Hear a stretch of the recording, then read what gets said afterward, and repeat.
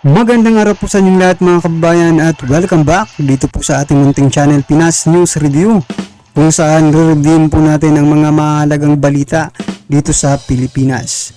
Mga simpleng komento sa mga issue dito sa Pinas. At eto nga mga kababayan, matapos tawaging peke ang PDEA leaks na inilabas ni Ma'am Maharlika at pinatunayan naman ni ex-PDEA agent Jonathan Morales, di ba?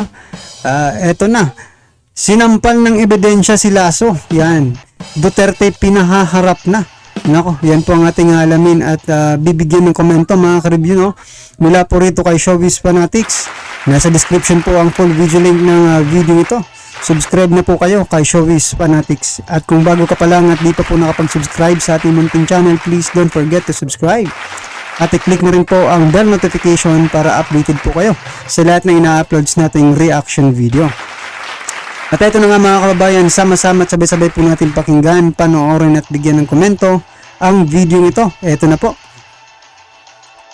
Matapos siyang tawaging sinungaling at walang kredibilidad, PDEA agent Jonathan Morales binanatan si PDEA Chief Lasso nang kumpirmahin ito na hindi siya sinungaling dahil mismo ang dating Pangulong si Rodrigo Duterte ay tunay na nakita ang PDEA list. Nag-e-exist raw talaga ang nasabing listahan at hindi na maitatanggi pa ng mismong PDEA Chief na si Virgilio Lasso dahil mismong si dating Pangulong Rodrigo Duterte ang kumumpirma na nakita niya ang pre-operation details kung saan susugurin dapat ng PDEA ang condo unit ni Maricel Soriano at President BBM kung saan dito'y tila sumisinghot raw ng droga. Ito raw ang masakit na katotohanang hindi maaamin ng PDEA chief na si Virgilio Lasso dahil mismo si President BBM ang naglukluk sa kanya sa pwesto at paano raw niya maiimbestigahan ang So mga kababayan, tama po yan, no? Tama po yan na komento na talagang hindi po talaga ito paiimbestigahan ng PDEA chief, di ba mga ka-review natin? Kasi sino bang naglagay sa kanya dyan? Sino bang inaakusahan, di ba? Kapag sa bagay, kung talagang maninindigan lang siya mga ka-review natin, no? O, kung maninindigan po siya at may labas niya ang katotohanan or ilabas niya ang katotohanan, no? Ni Chief Lasso mga ka-review natin, makikisimpatya sa kanya yung taong bayan. Kaso nga lang yung administrasyon ay hindi, di ba? Kasi siya yung tinitira mo eh. Siya po ang naglagay sa inyo diyan. Pero mahirap yung sitwasyon. Gaya ang sabi ni ex-PDEA agent Jonathan Morales, no? Naiintindihan niya yung kanyang mga dating kasamahan kung bakit nagsasalita against po sa kanya, no? Kasi yan po ang ikinabubuhay nila ngayon. Ngayon kung hindi sila susunod, posible silang tanggalin sa kanilang mga posisyon, di ba? Which is na kawawa rin naman yung kanilang mga pamilya. So ganyan po yung context ng sinasabi ni ex-PDEA agent Morales, di ba? Yung gusto niyang iparating sa atin na hindi naman natin sinasabing sinungaling, di ba? Pero nagsasalita against po sa kanya dahil po yan ang motibo, di ba? Para hindi sila matanggal at hindi maghirap yung kanilang pamilya. ng taong nagbigay sa kanya ng posisyon. Kaya't wala raw karapatan siyang tawaging sinungaling ang dating PDEA agent, lalo't tila hindi naman sa kanya nang galing ang lahat ng ebidensyang nakakalat ngayon sa social media.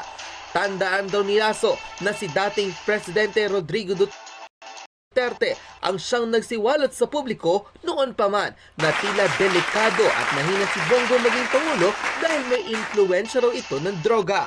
Narito at pakinggan ang buong detalye ng balita kung saan matapos kumpirmahin ng dating PDEA agent na si Jonathan Morales na nakita na noon ni dating Pangulong Rodrigo Duterte ang PDEA leaks.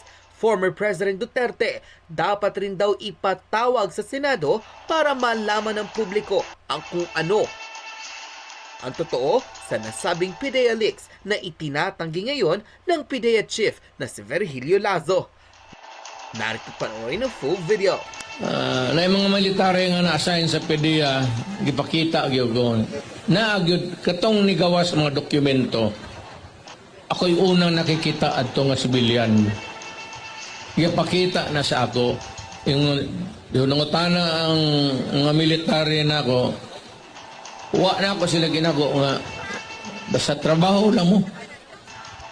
Trabaho lang mo. Unsay maaptan sa inyong trabaho mo na di po ko gusto mo sugo. Pwede po ko mainggon gusto mangunay o isig katao nga naas ka serbisyo sa gobyerno. Mayor Malanggo, Senador Godo. Sino trabaho lang mo? Itong na presidente ko, mo gyapon gipakita ko nila. Ako, trabaho lang. Muna tong ilang gipanuhan, pero na udyok. Kay ang katong plano sa PDEA, mag-raid unta ngadto sa unit, sa condo unit ni Soriano, Maricel. Dito man sila pulburon. Ibawa man mo ng tao kay sige naangari opisyal nga usahay ka ng bagos buntag siguro. Lili mo ko ng baba kayo. Muna. Babalik po ako kay Morales. Yes, go ahead. Ito po ay napakasinungaling na tao eh. We proved to you already kung gaano siya kasinungaling. Parang, bakit po tayo maniniwala sa kanya? I understand the committee and we are very grateful for you inviting us here, Your Honor. Pero nandito po yung PIDEA. I'm not here to protect anybody else, but it is the agency that I come here to present to you na kami po ay matino at tuwid kontra sa mga allegations niya. Kaya ito po yung sinasabi niya na under duress sila. Ba't hindi po natin tanungin kung talagang under duress sila? Wala naman, ba't hindi po natin tanungin sila? Di ba? Isa pa doon sa yung sinasabi So mga kababayan, kahit tanungin mo ang mga yan, hindi naman yan magsasabi ng totoo, di ba?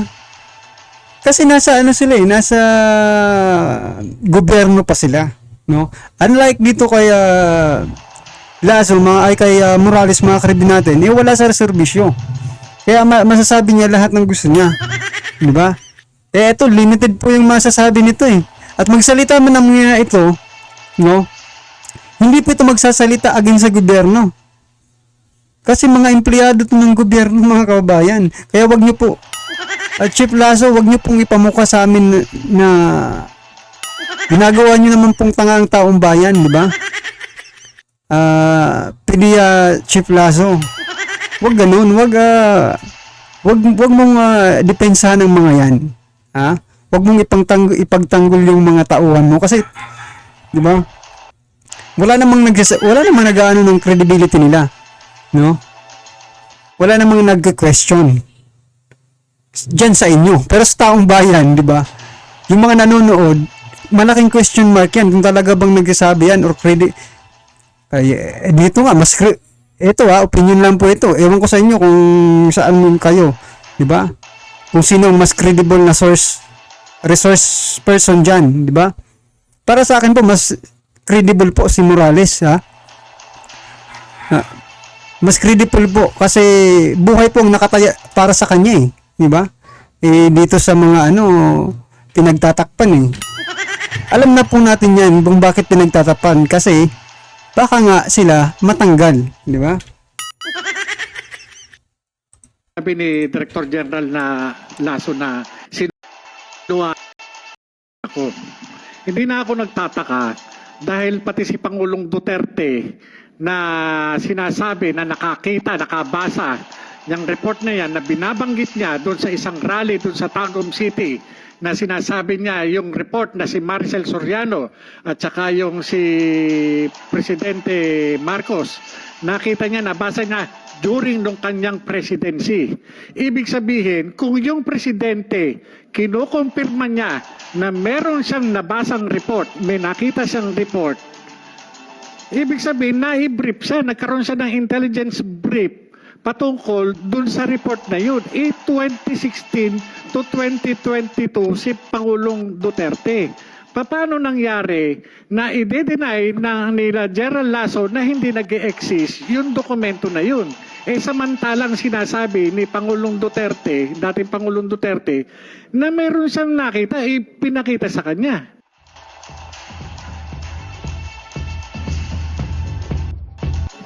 Your Honor, meron po So dito mga kababayan, in denial pa rin po, no? Yung sa bagay, ina-assume na po natin na talagang i-deny at i-deny po nila yung dokumentong yan, no? Na marami na po ang nakakita.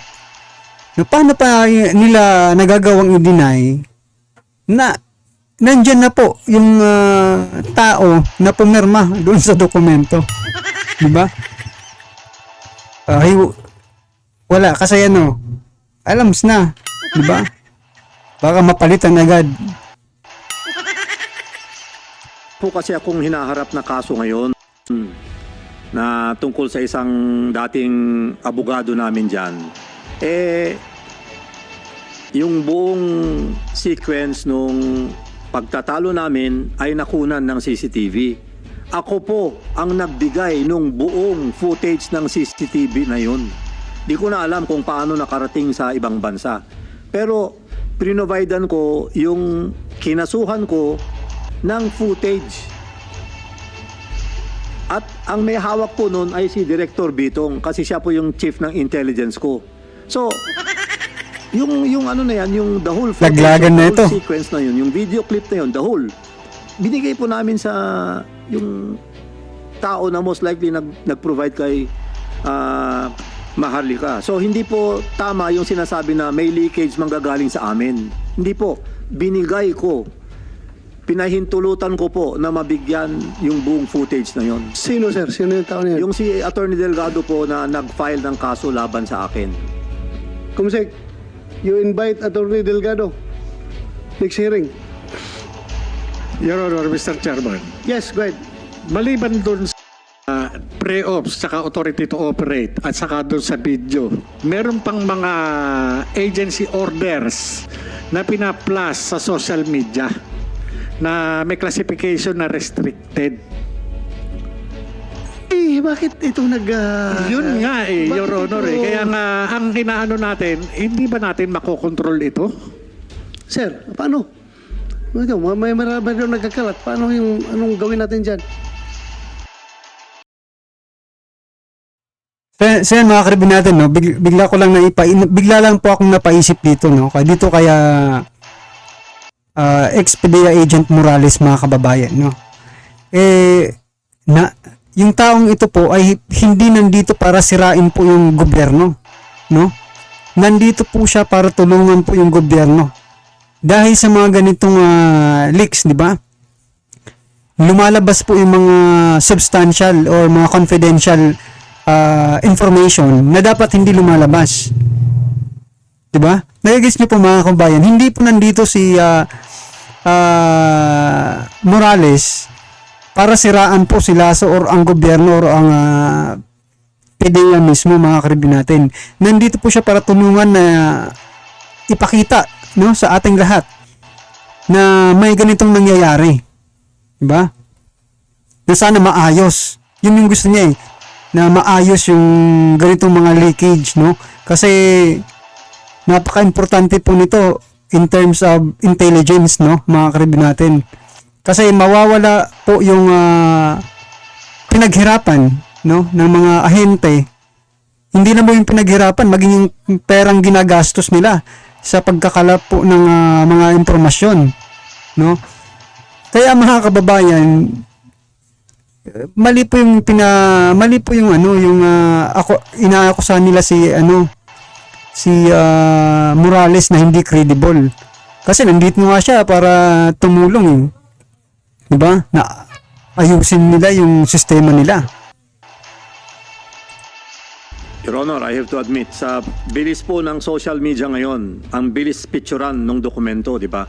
As much as possible, we follow procedures on how we keep our documents. But honestly, hindi mo naman talaga mababantayan din yan. And we take precaution on how we are supposed to be handling these documents. Pero kung minsan kasi, like issuance of orders, assigning somebody else to, somebody to another area, ayaw niya, kontra, ayaw niyang mailipat madi-displace daw, o pipicturan, tapos i-disseminate. O yan na, tingnan niyo yung parang paninira lang, di ba sir? So, eventually, itong mga orders na ito, may lalagay naman sa bulletin board But of course, yung social media.